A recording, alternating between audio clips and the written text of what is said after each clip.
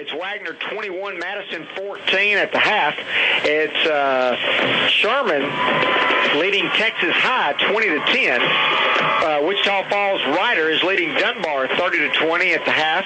Somerset over Bernie 26-0 at the half, along with El Campo over LaGrange 35-7.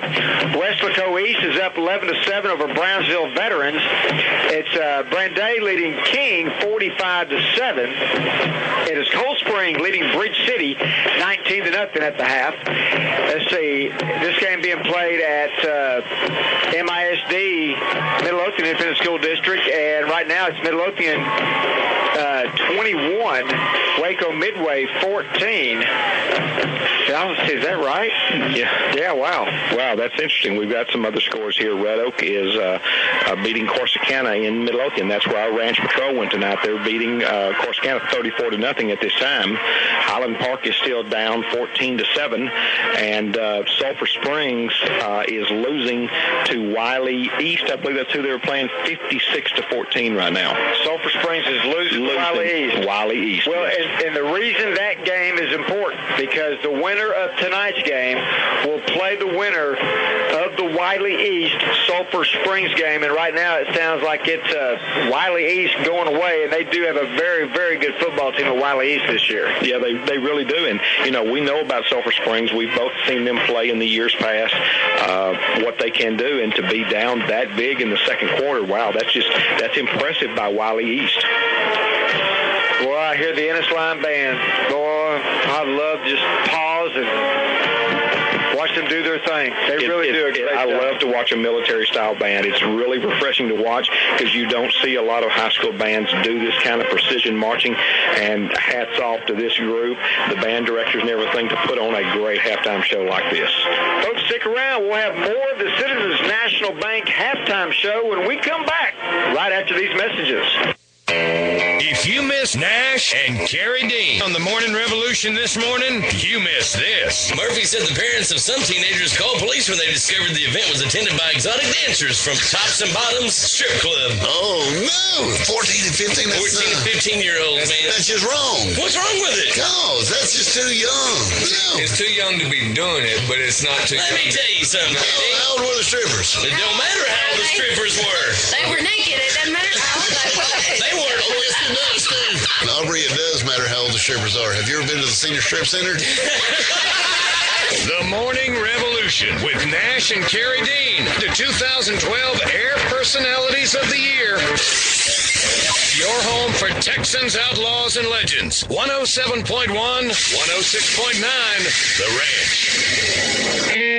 Eat well at the Firehouse Grill in Ennis. Firehouse Grill has an amazing menu with steak, seafood, salads, wraps, and for dessert, Holly's Snicker Pie. Firehouse Grill caters everything from weddings to backyard get-togethers. Voted best of the best American food by the Ennis Daily News. Check their Facebook page for daily specials. Firehouse Grill is putting hometown and high class all under one roof. Only at Firehouse Grill in downtown Ennis. Firehouse Grill supports Ennis football. Go Lions! Ennis State Bank is a proud supporter of your Ennis Lions. With over $23,000 a year in scholarships for graduating seniors of Ennis High School, Ennis State Bank is working hard to help build a better Ennis for our kids. Since 1933, Ennis State Bank has been committed to serving and supporting the citizens of Ennis. They're putting the needs of their customers and Ennis first with the kind of service you can only get from your community bank. Ennis State Bank and the Ennis Lions, a winning combination. Go Lions! Ennis State Bank, the only bank in town that can call Ennis home. 815 West Ennis Avenue, member FDIC. I choose. Yo escojo. We all choose Ennis Regional Medical Center. When you are sidelined with a sports injury or hip, knee, or shoulder pain, choose comprehensive recovery care with a team of orthopedic specialists and rehab therapists at Ennis Regional. Don't let pain stop the play this season. Choose Ennis Regional Orthopedic Sports Medicine. Visit us at ennisregional.com or call 855-875-ERMC. That's 855-875-3762.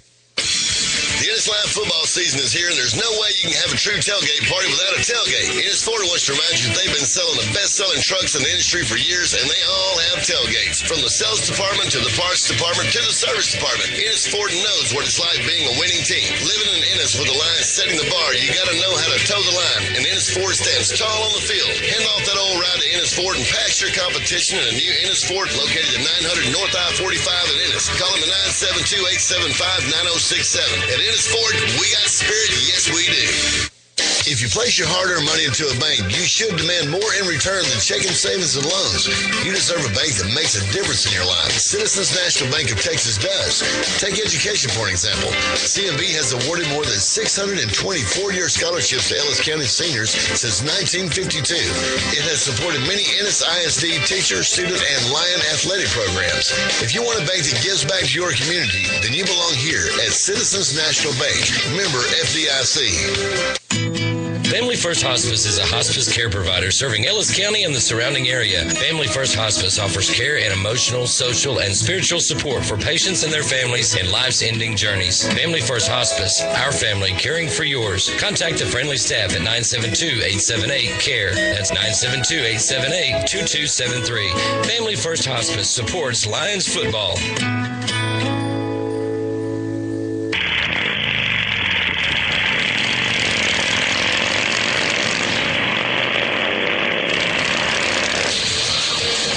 Sunday morning, November 18th for the 2012 Ranch Toy Poker Run presented by Texas Truck Deals. We'll start at the Remington Ranch in Corsicana at 9 a.m. on Sunday morning and end up at the Rocket Cafe and Club where we'll enjoy a full day of music from Saints 11, Breaking Southwest, the George Brothers, Jamie Richards, Chuck Allen Floyd, Cody Shaw, Randy Brown, Blue Edmondson, and Stunny LaRue. Thunder TV will be on hand filming the Toy Poker Run and all the festivities. The Toy Run benefits the Navarro County Child Advocacy Center and the Waxahachie Presbyterian Children's Home. Your entry into the Toy Run will be 1 new toy and 2 cans of food. The 2012 Ranch Toy Poker Run, proudly brought to you by Texas Truck Deals, the Rocket Cafe and Club, Color Time in Corsicana, the Remington Ranch, GoCo Trucking, Athens RV, Jordan Payton Body, Texas Brand Insurance, Corsicana Glass and Mirror, James Manufacturing, Corsicana Cleaners, Cortex Steel, D&D Steakhouse, Susan's Flowers, and your home for Texans, Outlaws, and Legends, 1071-1069 The Ranch. This is Ennis Lions football on 106.9 The Ranch. Stay tuned for updates and scores from across the Golden Circle. And now, back to the game. Welcome back to the Citizens National Bank halftime show. Still about 10 minutes away from the start of the second half in this scintillating showcase of playoff football here in the great state of Texas. Right now, Whitehouse, the Wildcats on top of the Ennis Lions by the score of 28-26, and we want to run down a few more local scores here of interest around the Golden Circle. The Frost Polar Bears leading right now Detroit, and after 3 quarters of play, it's Frost 20-7. We understand that Detroit has the football right now and is driving for a potential score, but right now Frost on top of Detroit 20-7. Of course, Nick gave the score of the Corsicana Tigers game with Red Oak. Right now, Tigers trailing 34-0 to Red Oak, but something tells me about a time earlier in this year when Red Oak jumped out to a 34-0 lead against the Corsicana Tigers, and the Tigers battled back before falling short 34-31. I wonder if we got a little deja vu, maybe. Who knows? It could happen. Right now, it's a long way back for the Corsicana Tigers. Jacksboro at the half is leading Blooming Grove 21-0. Of course, Blooming Grove representing District 6 2A. And halftime now, and that game being played in Waco at Robinson Rocket Stadium. It's Hico 33, Kearns 0. So I believe that wraps us up with all of our teams of interest locally, with the exception of District 6-2A Division II champion Mildred Eagles, who are not playing this week. And people are wondering why we've not given a Mildred Eagles score. Those high-flying Eagles are resting their wings, if you will, because they won the division or the district championship, so they get the week off. Now, for Mildred, they will play the winner of Leonard and Cooper next week. Now, that game's already been set.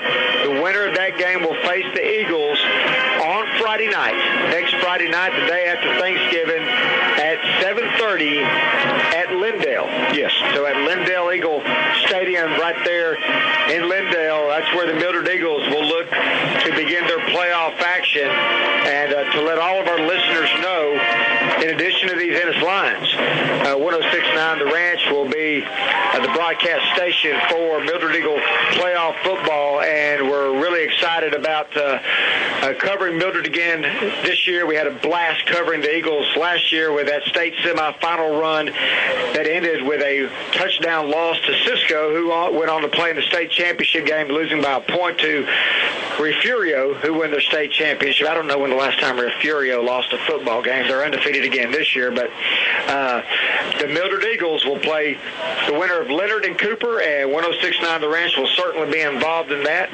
and we are looking forward to being a part of Mildred Eagle playoff football. We also want to go ahead and make it known that Raymond Lennox of the Corsicana Daily Sun is going to be an integral part of our broadcast crew as we get into the playoffs, and we're looking forward to having Raymond aboard. Raymond follows the Mildred Eagles all year long, and if you want insight and expertise, he can sure enough give it to you. So we welcome Raymond as we get ready for Mildred Eagle playoff football next week from Lindale, Friday night, 7:30 kickoff. Now, the winner of this game tonight, as we mentioned earlier, the Ennis Lions and the Whitehouse Wildcats. The winner of this game is going to play the winner of Wiley East and Sulphur Springs.